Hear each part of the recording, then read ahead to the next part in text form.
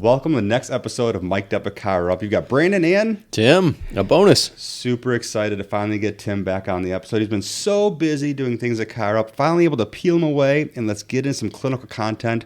This episode is going to be fun. Now, just as a reminder, if you haven't yet, hit the follow button and share this episode with a friend. It really does help us reach more great DCs just like yourself. However, I'm going to have one more ask, which our marketing department says never do. Have two call to actions. Our first one is hit the follow. Our second actually is a personal ask. And that is that if you want to come hear Tim or myself speak, I want to give you where we're going to be speaking in the fall. So I'll be in Columbus, Ohio, Spokane, Washington, Kansas City, Missouri, and then I'm also doing a virtual event for Iowa. Tim, where are you going to be in the fall? I'll be in Anchorage, Orange Beach, Alabama, and Naples, Florida, and I'd love to see you at any of those locations. I kind of like your locations a little better than mine. Naples, Florida is fun. I think it is. There's one thing about Naples, Florida, is that if you ever think you're old, or if you ever think you're rich, go to Naples, Florida. There is someone older and there is someone richer. No, I love that area. I did a seminar there a long time ago. I just love the Naples area.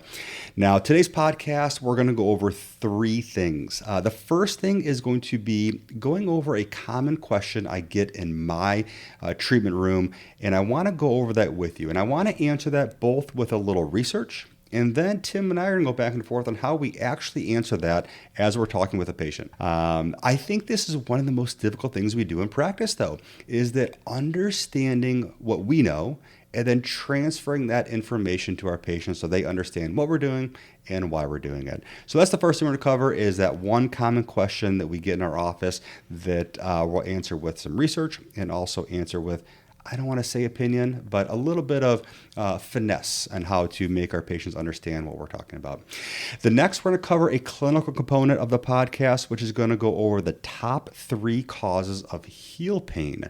This is one of the biggest ones that I'll see in my office, that I get the diagnosis when they come in the office, and I don't think everybody necessarily has the right diagnosis when they come in, and a lot of times there's some re-education. They think they have one diagnosis, and we actually are finding a different diagnosis. So how can we differentiate between these diagnoses quickly, doing the right set of orthopedic testing, understanding the right symptomology, and then get them along the path of whatever diagnosis they may have. Finally, we're going to talk about the newest development in the EHR. Super excited to finally get this out to our subscribers. Keeping in mind, this product was developed for our subscribers, and that we're going to release this for our subscribers. This is what we've intended to do. This is what we are doing, and we're having a lot of fun with it. Now, let's go through the first part first. The first part was a commonly asked question by patients. And this is the one that I'll get with a patient with radicular symptoms. Whether it's going down into their arm or going down into their leg, they have pain in their arm, pain in their leg, yet what are you doing? You're working on their spine. So the question that we get is, hey, doc, I've got pain in my foot. Why are you working on my back? Hey, doc, I've got pain in my elbow radiating down into my hand. Why are you looking at my neck? Well, as you know, and as I know, there are certain conditions where nerves are entrapped. And unfortunately, whenever you have any kind of stretch, any kind of compression to a nerve, everything along that tract, whether it's skin, whether it's muscle, whether it's tendon, is a touch more sensitive. So when we have any constant traction or compression of a nerve, it can result in symptoms anywhere along that nerve distribution. And that what we've found with the research is that when you have any kind of compression of a nerve, or what we'll call a spot weld of that nerve, it doesn't move as well. And when we have areas of nerves that don't move as well, the whole thing actually doesn't move well. There was a great study in 2022, Journal of Hand Therapy, that said that if you have any kind of compression or injury to a nerve, the entire nerve does not stretch or it does not rebound as much. And that's a big deal, because a nerve can only stretch about 15%. 15% is the actual maximum. If you take it past that, you're doing significant injury to a nerve. So if we get any kind of deformation of a nerve, whether it's through injury, compression, stretch, this is a big deal because the rest of the nerve does not move very well. Therefore, the rest of the move is going to be a little bit more irritated and a little more sensitive, and that's why the patient's coming in. So, Tim, I guess the question that, knowing those things, what we know about nerves, when you're working on someone's elbow, when you're working on their hand, when they have symptoms in those areas, but you're working on their neck, how do you explain this to a patient? How do you explain the ridiculous nature of those symptoms to a patient so they understand that we're not just a chiropractor and that's all we treat our neck? So, we're actually working on their hand, but treating the neck. Yeah, well, that's a great question because this impacts a huge group of patients. And I always go back to what you say about patients who understand their care plans and understand their diagnosis are more compliant patients. So there's a huge chunk of people. These aren't just radicular complaints. Sometimes this is just nerve irritation, that it doesn't have to be a frank radiculopathy for this to happen. In fact, the study by Rosedale said that asymptomatic spines produce extremity pain in a big chunk of patients. 47% of shoulder pain is estimated to come from an asymptomatic cervical spine, 44% of elbow pain, and slightly less hand and wrist pain. So one of the things that I do is I'll leverage the neurodynamic test maneuvers to help educate the patient as to why we're working on their neck. A really simple one is the arm squeeze test. And the arm squeeze is just grasping that patient's biceps and triceps with both of your hands and squeezing it. Well, if that reproduces discomfort, we know that did nothing to their rotator cuff. It solely compressed the nerve running through the area. So if there's pain, we can easily use that test to explain to the patient the same process, that this nerve is irritated, and it's irritated higher, which means in your neck.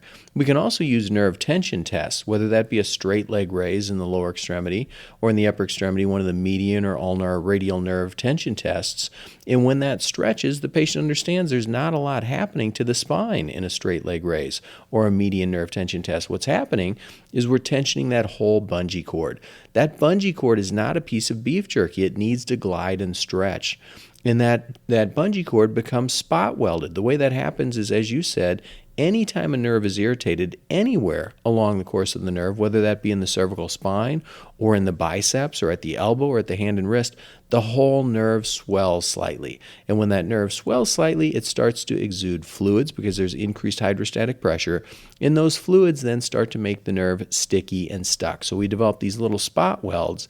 And instead of that bungee cord stretching at its entire length, let's say we have a 10-foot bungee cord and we pull it, each part of that bungee cord gets a little bit of stretch that doesn't exceed the threshold of 15%. 15% is complete arrest of blood flow in a nerve.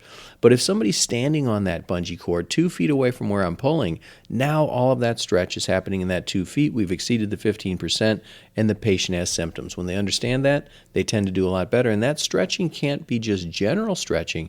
It has to be specific to that nerve. There's a lot of math in there when you really think about it, all the 15%. And I think that there's a study that talked about flossing and tensioning. And what Dr. Burleson was talking about is the ability to get a nerve to move to get rid of those spot welds. But when it comes to tensioning, which is a very specific maneuver for a nerve to help get it to move and get it to stretch out, unfortunately, when you do tensioning exercises, you're really only getting about 2 to 3 millimeters of movement of that nerve throughout its entirety of the nerve tract. But when you do flossing maneuvers, those flossing maneuvers can get 17 millimeters of movement. That's 1.7 centimeters. There's 2.5 centimeters in an inch. Is that right? That's even more math. I think it's 2.5, but someone's going to send me an email. I'm probably wrong on that. But essentially, you're getting a half inch of movement. I know it's right around that number. That's a lot of movement. So if you have a spot weld and you start tugging at it, half inch one way, half inch the other way, as you're doing those movements, you can now remove those spot welds and get that nerve moving better, getting away from traction ischemia, and now bringing back health to that nerve. Yeah, and that's a great point, that nerve tensioning does a good job at stretching the nerve, but it doesn't move it a whole lot, whereas nerve flossing exercises are the things that move that nerve. I often think of that nerve as being a shoelace that's been glued inside of a straw. And if you just want to free it up, you would pull one end and then the other. So those nerve flossing exercises that move that nerve back and forth, specific to the carpal tunnel syndrome, we do a median nerve floss, or the cubital tunnel, the ulnar nerve, the radial tunnel syndrome, obviously a radial nerve. nerve floss. And sciatica, regardless of the site of entrapment, we're going to have that patient floss their sciatic nerve. If you want to dive deeper into any of those nerve flossing exercises, we have two really good blogs that outline here's how to do the test, here's how to do the treatment. You can just visit chiroup.com, click on the resources tab, and then open up the blogs and search nerve flossing or neurodynamics, and you'll get to see a good explanation of those. Yeah, so let's get into the second piece of this podcast, which is going to go through heel pain, because I think that one of the most difficult things that we have to do as a chiropractor is to diagnose someone. And that's not as a chiropractor, that's any kind of provider looking at musculoskeletal complaints, because there's so many things that could be causing that heel pain. But the reason I brought up heel pain is because, one, this is an area where there could be a neurologic component. We'll cover that with tarsal tunnel syndrome. But two, unfortunately, heel pain is really convincing patients they don't have plantar fasciitis. Now, I say that in jest because a lot of patients do have plantar fasciitis. It is the number one cause of heel pain, so I don't want to make light of that. However, unfortunately, patients will have a diagnosis of plantar fasciitis. They've tried everything, which is every exercise you can find on YouTube or every search engine to point them to 2 or 3 articles, or they saw a provider that maybe thought it was plantar fasciitis. And our job is to say, is it plantar fasciitis? Or is it one of the other common reasons someone could have heel pain? And that's what we'll cover today. Now, when it comes to the heel, yes, it could be plantar fasciitis, number one. 2, it could be heel pad syndrome, number 2 diagnosis. 3, tarsal tunnel syndrome. Now, depending on the research article, depending on the book, it could be any number of those in any order. However, that seems to be the preponderance of evidence pointing to those 3 as the 3 top reasons someone's going to have heel pain. It could, of course, be a stress fracture. It could, of course, be Baxter's neuropathy or an inflammatory arthropathy. It could even be a lumbosacral radiculopathy.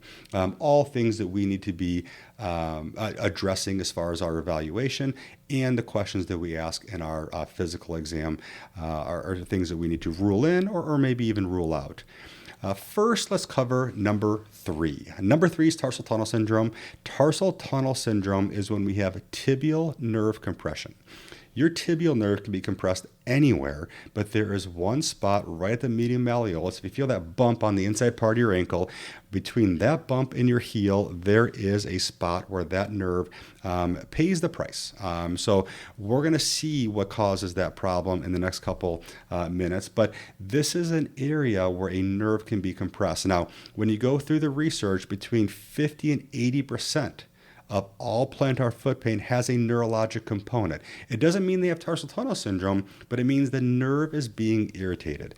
There's one differentiating factor that I look for as a provider when a patient comes in that helps lead me down this path, and that is when they have pain when they first step down in the morning. Because what I learned in school and what I put on probably my board test is when you roll out of bed and you put your foot down and it hurts like hell, and pain is right there at the heel. What do we think it is? Plantar fasciitis. And the fact is that's not true. So just because they have that pain, it could also still be the plantar nerve and signs of tibial nerve injury. The tibial nerve is going to supply that instep of your foot. It's not going to be localized. Your plantar fascial pain is right at that medial tubercle of the calcaneus. This is going to be along the entire instep. We're going to have pain. We're going to get numbness. And remember, when we have nerves that have been irritated for a long period of time, we could also have some weakness, and that weakness would be in toe flexion. There are many nerves going through the foot. This one is going to mostly go into that area in the instep, and we want to think about what else is in that area. So when you have a retinaculum, the flexor retinaculum, there are Tom, Dick, and Harry. And for those of you who just got a queasy feeling in your stomach when I said Tom, Dick, and Harry, it's because you remember, was it part 1 boards maybe? I don't know. It's been a long time. For you, longer. It was only Tom and Dick at that point. Exactly. Harry wasn't even around. We're finding new structures as we evolve. So Tom, Dick, and Harry are, as you remember, Harry, I think, was the flexor hallucis longus. Dick was flexor digitorum longus. And then we have the tibialis posterior. So those are the muscles and tendons going, really the tendinous component of the muscles going through that area. And those have a lot of resilience. Those can take up up a lot of load and bear a lot of brunt end of our what we do to our foot. However, the areas that don't have a lot of compliance are the artery and also the nerve. So posterior tibial artery, posterior tibial nerve, those don't like repetitive stress.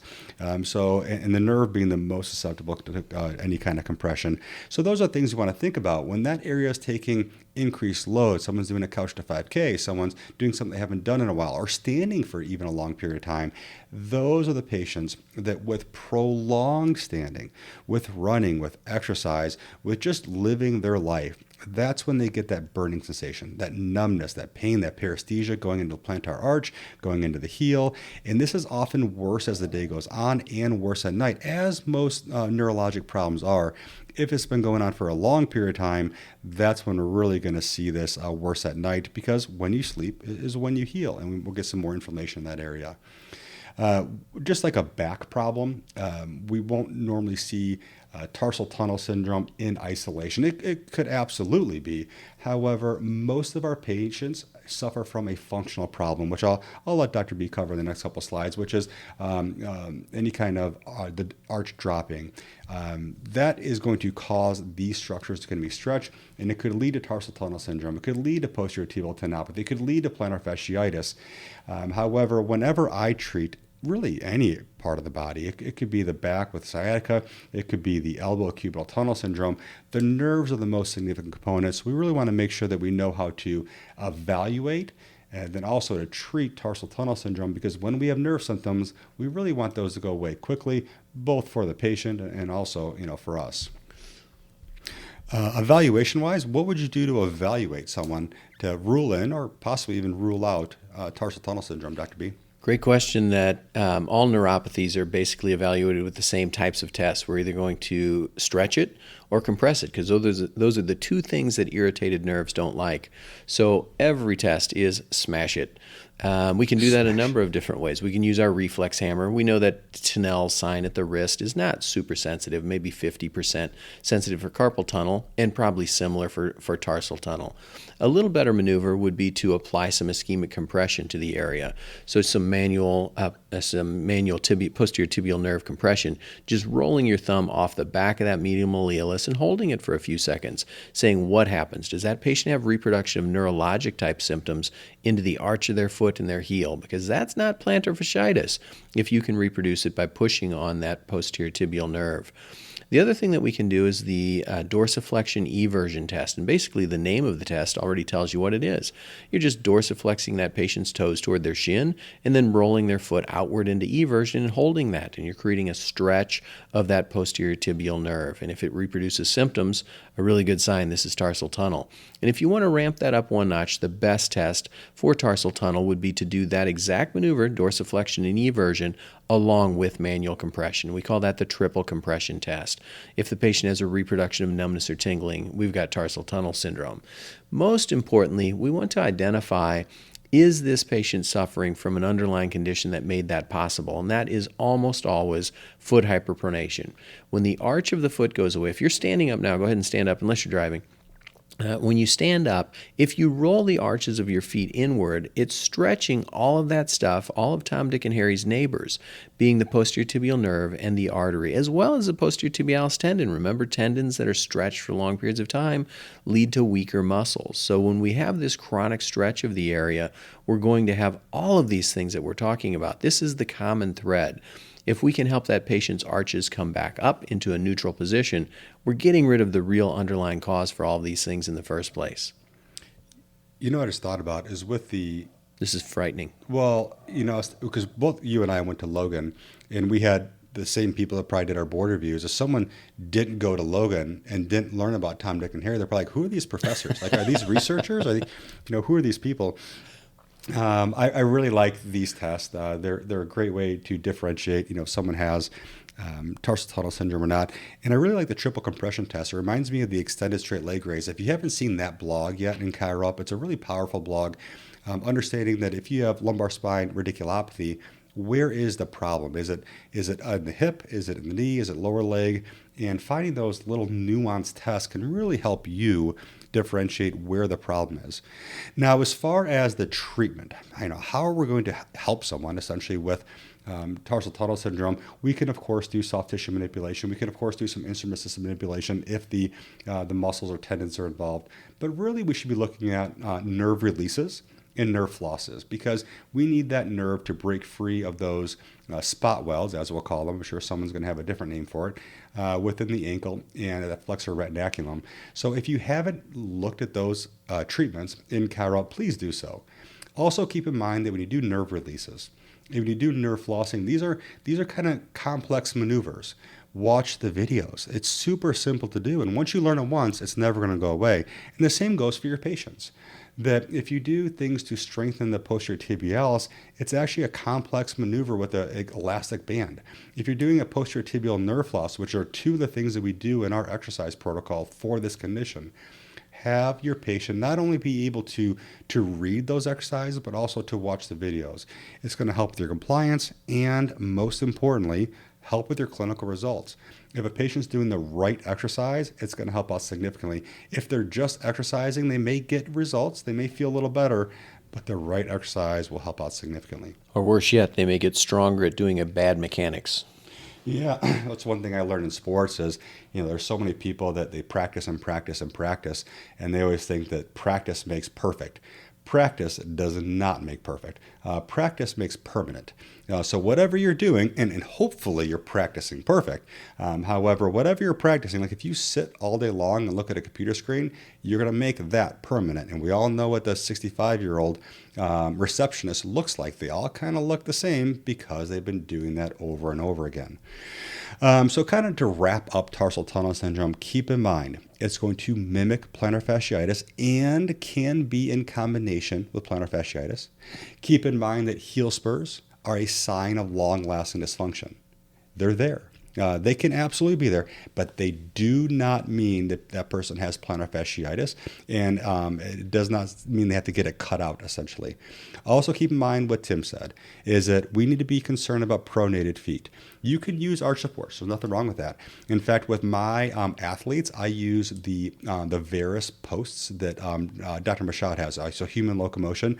They have Varus posts you can actually put in your athlete's the footbed into the insert.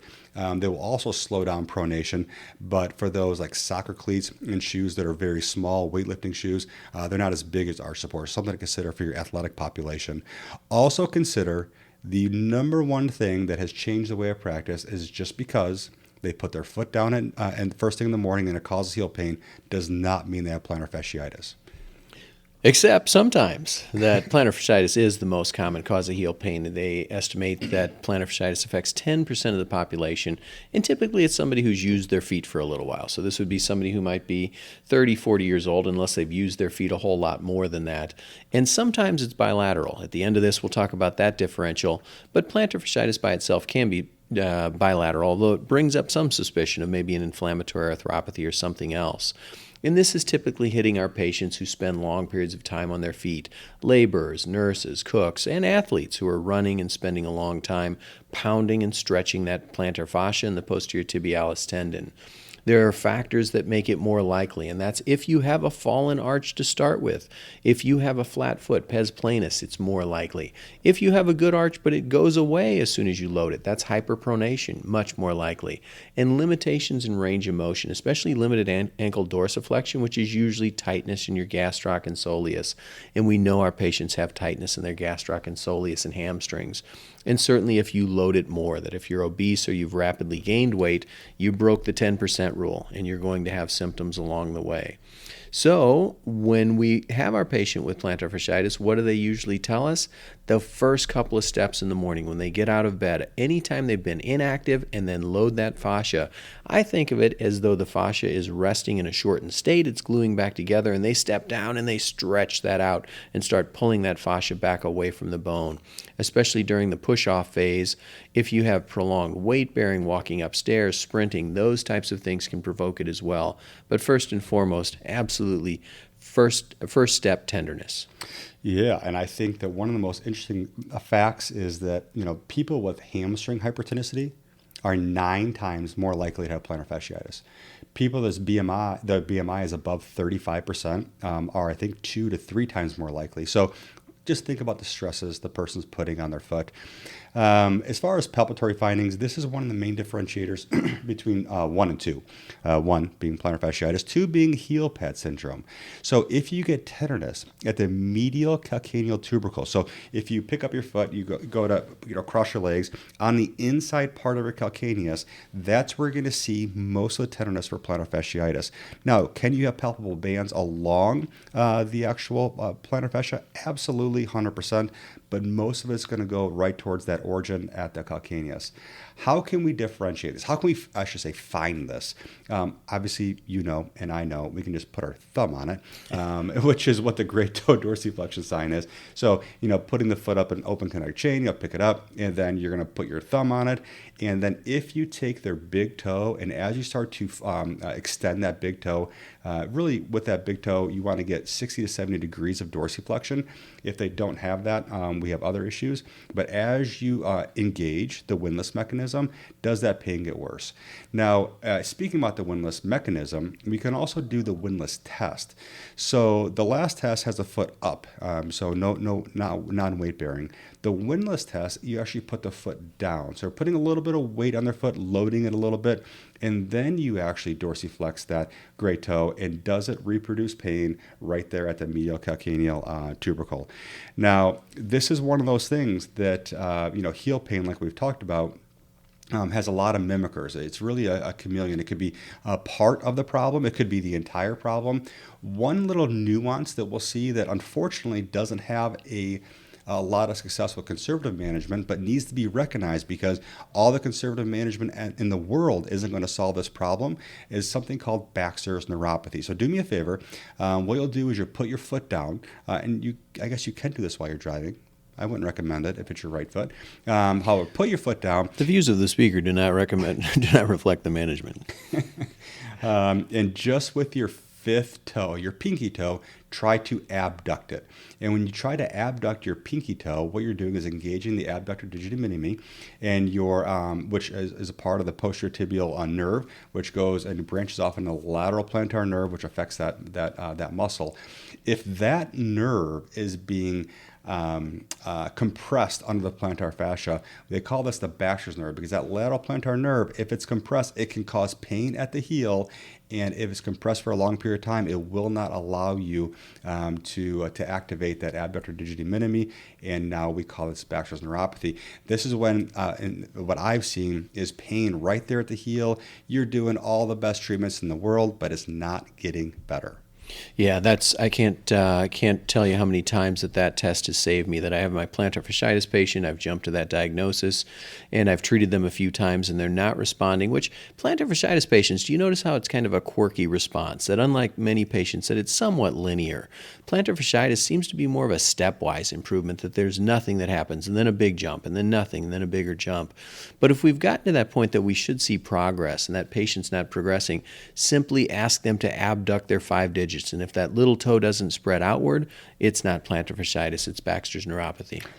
This is not part of the show notes. However, I have noticed that if I'm seeing a new patient and they get better throughout the first week, everybody's happy. I'm happy, they're happy.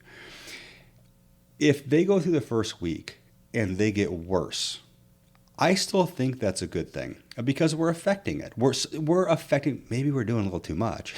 Maybe we chose the wrong exercises. Maybe I'm doing something, that's a little too aggressive. However, we're affecting it. I think the absolute worst case scenario in clinical response is when they don't get any better or any worse. How do you feel about that? Yeah, 100%. That as long as we set those expectations, that on visit number 1, we let that patient know, look, we've done things today that your body's not used to. You're probably going to get sore. That's to be expected. And after we get through a couple of visits where you're sore, you're going to start feeling better. If you set that expectation on visit 1, you can't lose, because if they feel sore, that's exactly what you projected. And if they feel better, they're even happier. So we'll always set that expectation, especially in patients who you think are probably going to be sore because they haven't seen anything short of a couch in quite some time. Yeah, the next mimicker, as far as I shouldn't say mimicker, but the next cause of heel pain that is not plantar fasciitis is a stress fracture, and this is definitely possible. I have seen these, but keep in mind there is a really easy way to make this differentiation. So if you have someone with plantar fasciitis, you can squeeze that calcaneus all day long. Take both of your palms of your hand and squeeze the calcaneus. The lateral sides. The lateral side, well, the lateral and medial side of the calcaneus. Right. Squeeze it together, and it does not affect the plantar fascia at all. However, if you have a fracture in there, it does not feel very good. In fact, it hurts a lot because you're squeezing that fracture. The other thing is plantar fasciitis, you can actually walk on your toes just fine, and you have no pain at all. Try taking a stress fracture, and I'm sorry, I said that opposite. I was thinking about that. So plantar fasciitis, you walk with your toes, it hurts a lot. With a stress fracture, if you try walking on your toes, it feels better. And if you walk on your heels, it makes it significantly worse.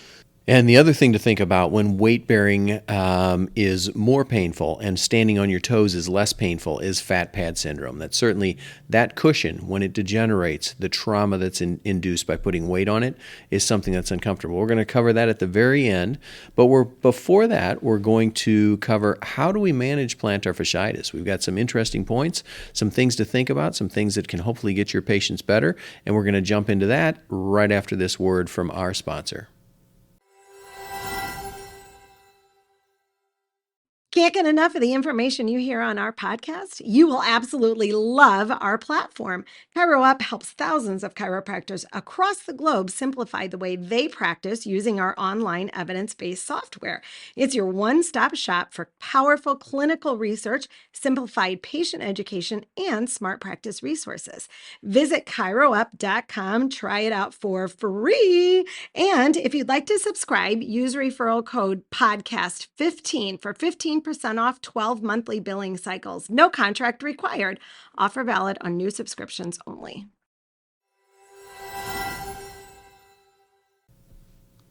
So management of plantar fasciitis is actually quite simple. As long as you know it's plantar fasciitis, itis being inflamed, give them a break. Rest. Whatever you did to cause the problem, take a little bit of a break from it. Now, if it's an osis, meaning they had this problem that keeps on happening over and over again, that's when we want to take a little bit more of an approach to create a controlled inflammatory reaction and now get some blood flow to that area to allow it to heal. Also taking things into consideration like instrument system manipulation, extracorporeal shockwave therapy, dry needling, laser. I kick them. It doesn't matter at this point. Do a modality to help create some inflammation in the area. Now, we're not big on things that we sell in our office. It's just not the way that I practice. However, if I were to carry some things in my office, I would probably carry a Strasbourg sock. Now, with that being said, if any of you have ever slept with a Strasbourg sock, it is awful. It's holding your foot into dorsiflexion and even that big toe in a dorsiflexion, and it keeps that plantar fascia stretched throughout the night and doesn't allow it to adaptively shorten. However, that is one valuable thing. There's a ton of research on it. You can use just a normal boot, which also will work. It's not quite as good, but works well. And then we want to make that patient an active participant in their own recovery. So we're going to give them some exercises. As you talked about, if hamstrings are tight, it's crucial to loosen those up. So a hamstring stretch. We also know that in almost every case, they're going to have tight gastroc and soleus muscles. So having them stretch out both of those, and that can't be stretched with the same maneuver. In order to stretch the gastroc, we're going to have the knee straight. And in order to stretch the soleus, we're going to have the knee bent. So 2 different stretches for that one. And then probably most importantly, we want to make sure that we're giving that patient exercises to start engaging the intrinsic muscles of their foot and the muscles that support the arch, primarily the posterior tibialis. So those can be things like Valais exercise, standing a foot from a wall, imagining that you're a plank and you lean the top of that plank to the wall, leading with your nose. If you do that right now, you're going to feel your toes engage into the floor. Those intrinsics are firing. And then, as you talked about, the great exercise for the posterior tibialis, having that patient sit in a figure 4 position, looping an elastic band around both feet, and then having that patient rotate the top foot upward as though they're trying to look at the undersurface of their foot. That stretches the band, it engages the posterior tibialis, and gives us a chance that that arch is going to support itself with the help of those active tissues. If you're finding yourself having difficulty following along with all the names of the exercise and all the things you should be doing, keep in mind, so is your patient. When we deliver the best information to our patients, sometimes it's not received to its fullest extent. So if you're not aware of Valais exercises and doing eccentric strengthening of these tissues, they're all in ChiroUp. All the videos, all the explanations. Make sure you have that understanding of what I should be doing for each one of these conditions. Because when you can understand, that's in the condition reference section of ChiroUp, it's very powerful. But when you can take all that information, and now you can take that information and deliver it to your patients, and now they can understand it. That's when we really have, in my opinion, the gold standard of care.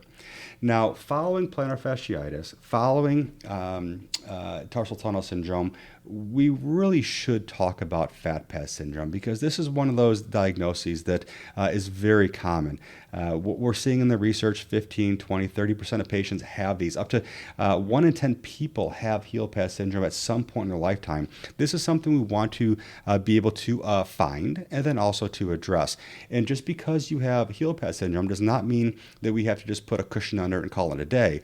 There are a lot of things we can do. In fact, a JMMT article talks about any kind of heel pain will respond to manipulation and mobilization. We really should be addressing the structures around it.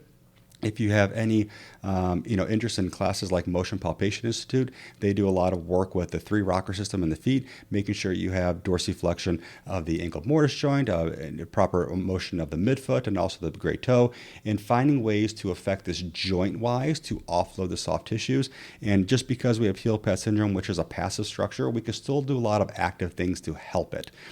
Also keep in mind, when you put your foot on the ground, you're putting a lot of weight through it. So when you put your foot on the ground, obviously we have to dissipate that force, and that heel pad takes up the vast majority of that weight.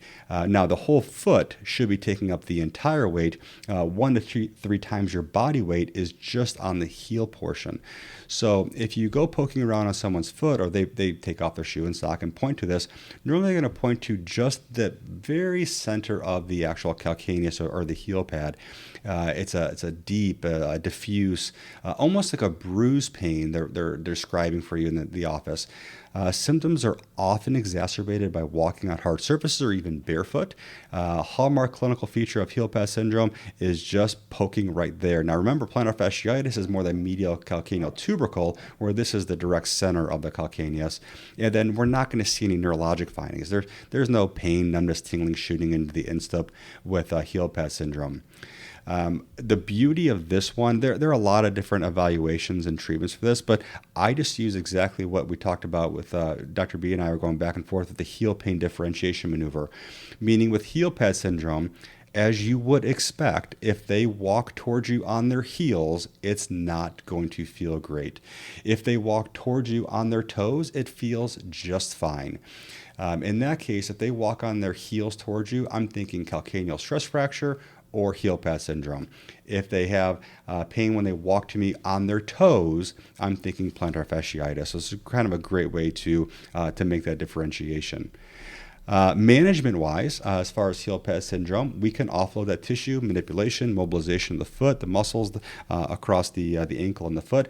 But we can also use things, I think Thule makes the heel pads, or heel cups, I should say.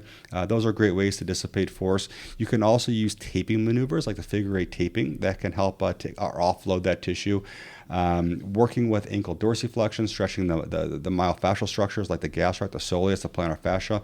Those are all things that can help with heel pad syndrome.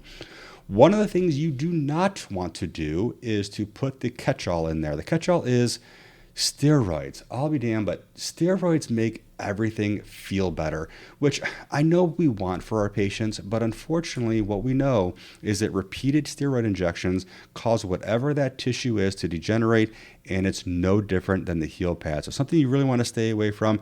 If you think you have plantar fasciitis and you keep on injecting, you keep on treating it over and over again, it's not getting better, this is an alternate diagnosis that I think will really help you and your patients solve some problems. Yeah, so wrapping this up, when we have a patient who has pain when they step down first thing in the morning or after they've been inactive, we want to think of a couple of things. Number one, it may not be plantar fasciitis. It certainly is most likely, but it may not be. Are there neurologic findings? Neurologic findings or symptoms? Is it a numbness, a tingling, or burning? That doesn't represent heel pad syndrome or plantar fasciitis. That represents a Baxter's neuropathy or a tarsal tunnel syndrome, especially if they have weakness of the muscles. If they have weakness of the abductor digiti minimi, that's a Baxter's neuropathy. We have that patient walk on their toes and their heels, remembering that when they're on their toes, plantar fasciitis feels worse. Everything else tends to feel a little bit better.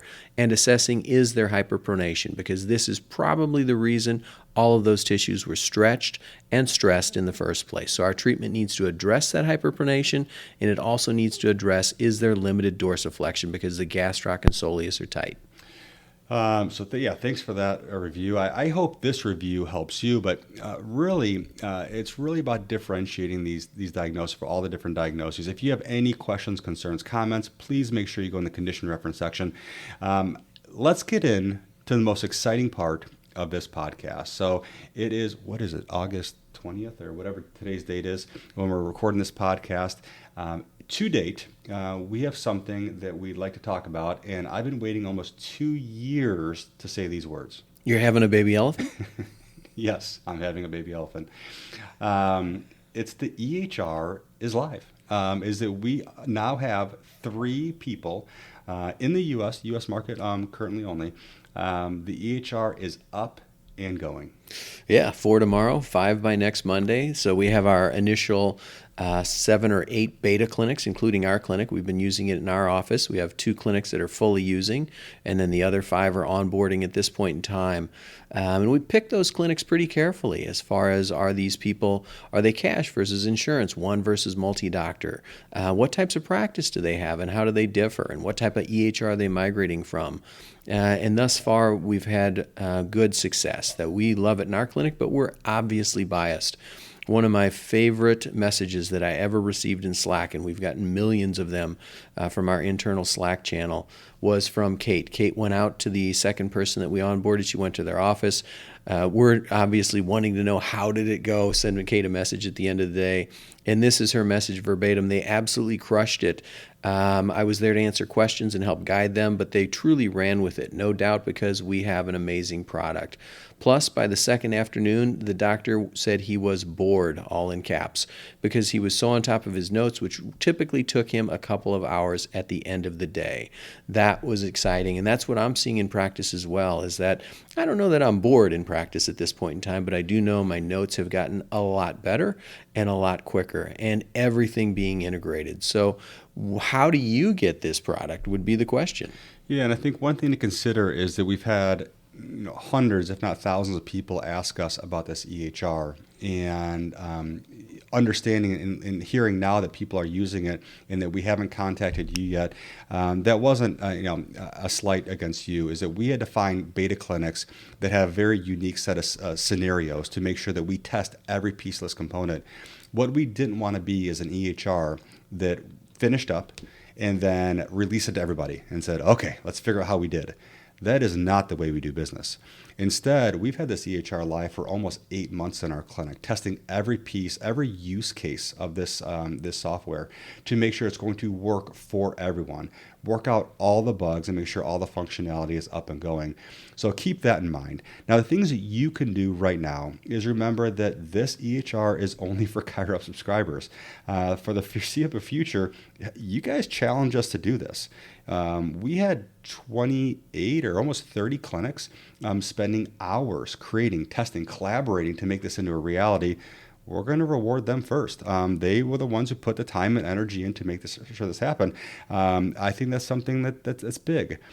Something else to consider is, what does your Q4 of this year and Q1 look like next year? Are there go live dates that you want to consider taking a look at this EHR and seeing if it gets a good fit for you? Also, make sure you join the ChiroUp EHR site for up-to-date information. And the last piece that everybody always wants to know is, what is this going to cost? It's not just your patients who wonder that, it's also providers.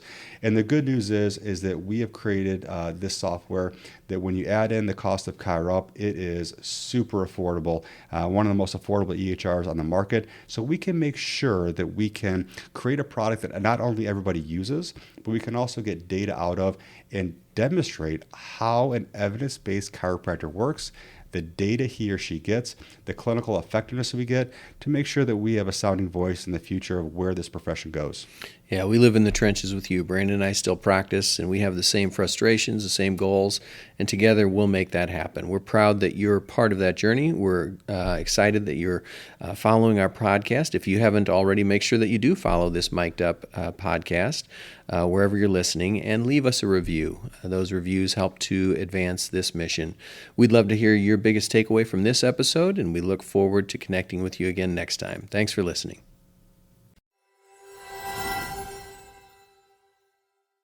Hey, thanks for listening. To access more information, visit ChiroUp.com. You can sign up for a 14-day trial.